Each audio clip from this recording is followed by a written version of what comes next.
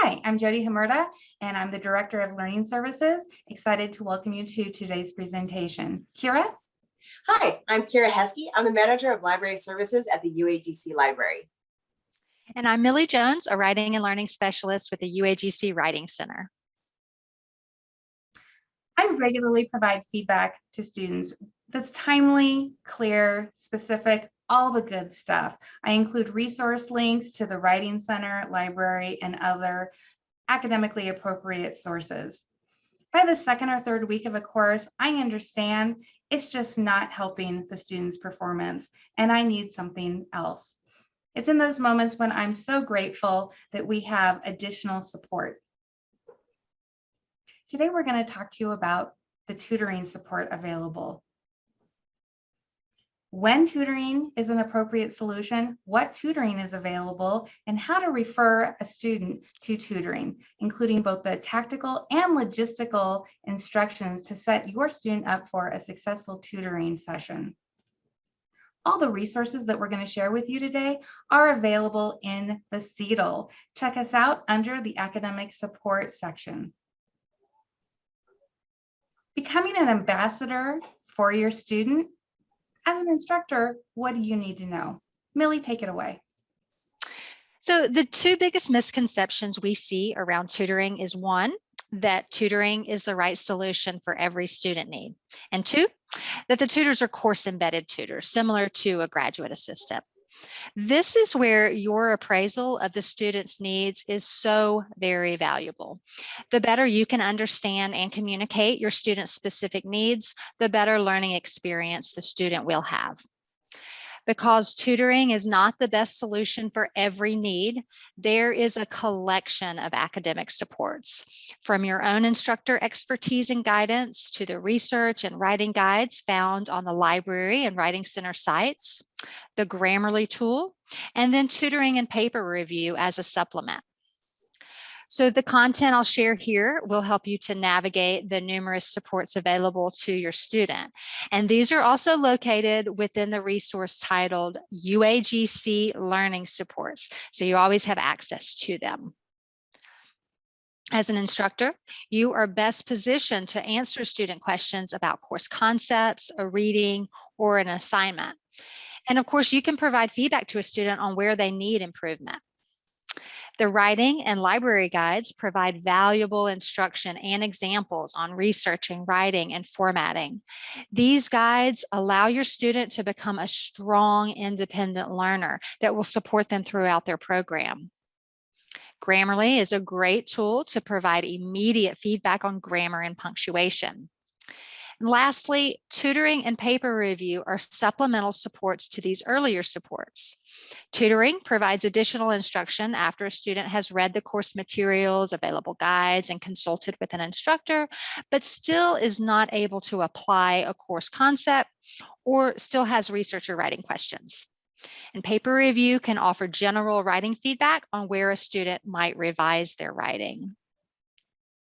You'll want to determine where an individual student fits the use case of the supports available so you can better direct them to the appropriate academic support for their need, their context, time, etc.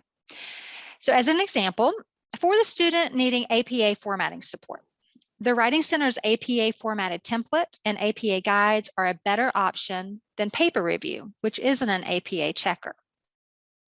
And your student may need to utilize more than one of the academic supports available. A single support can rarely fill all needs. If a student only uses paper review, for example, they may not improve their writing as quickly as if they use writing guides, Grammarly, and paper review. Let me explain how these supports work together. The paper reviewer provides general writing feedback on areas of needed revision. The Writing Center guides detail how to apply writing best practices while also showing great examples. Then Grammarly focuses specifically on grammar errors and how to correct and avoid these. Sending a student just to tutoring or just to get a paper review may not be fully supportive. Essentially, instructor feedback, Grammarly, and the writing and research guides available are a collection of resources that should always be used together to improve students' performance. Tutoring can be applied as a supplemental support. And keeping in mind that the tutors are not course embedded, this means they are not familiar with the course readings or the expectations of each assignment. So students will need feedback from you on what they need to work with a tutor on. And here's a guide to what students can and cannot expect from a tutor and some alternatives you might offer to students when tutoring is not a valid option. Again, this is always available to you in the UAGC Learning Supports resource provided. So if you've determined that tutoring is an appropriate support for a student, we can now focus on what tutoring is available and how students access it. Kira? Yep. One of the most important ways that you can set students up for a successful tutoring session is to be aware of the types of tutoring available. The 3 types of tutoring offered are subject tutoring, writing tutoring, and library tutoring. Writing tutoring, paper review, and library tutoring are all available to all students 24 hours a day, 7 days a week, 365 days a year, regardless of the course or program they are currently enrolled. Students can access the writing and library tutoring through the Writing Center and Library link in the classroom. Direct links to subject tutoring are available in select courses. When subject tutoring is available to students, there will be a Tutoring on Demand link in the left-hand navigation menu of the Canvas classroom. Most quantitative courses are approved for subject tutoring, either available through the Tutoring on Demand link or through faculty referral. Faculty can use Signals to directly refer students to all types of tutoring and supports. If you find yourself in Signals and feeling a little lost or need some additional support, you can click into the faculty resources for guidance. This resource includes the Tutoring Resources course list, steps to refer students to tutoring, frequently asked questions, and more. If your course is on the list, you can use the messaging tool in Signals to access templates and create a personalized message that directs students to use tutoring for help with a specific concept, practice, or other need. Another resource that can help guide you in this tutoring space is our Support You request form.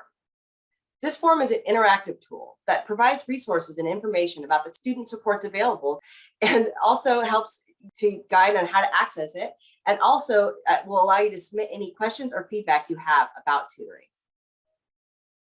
Now let's talk about what access you have regarding students' use of tutoring. If you want to confirm that your student has used tutoring, you're welcome to ask the student to share any tutoring transcripts with you. Transcripts are sent solely to students, so the student may or may not consent to share that with you. However, if you're concerned that a student may have violated academic integrity policies while using tutoring services, we invite you to submit your concern to the Support You request form, and we will investigate the matter and share any findings with you. Thank you, Kara, and thank you, Millie. As promised, we explained when tutoring is an appropriate solution, what tutoring is available, and how to refer a student to tutoring. Let's finish with some tips to set your student up for a successful tutoring session. Set your student up for success by providing them with clear, specific feedback. The student can then take that concrete example to the tutor to meet your expectations and ultimately the course learning outcomes.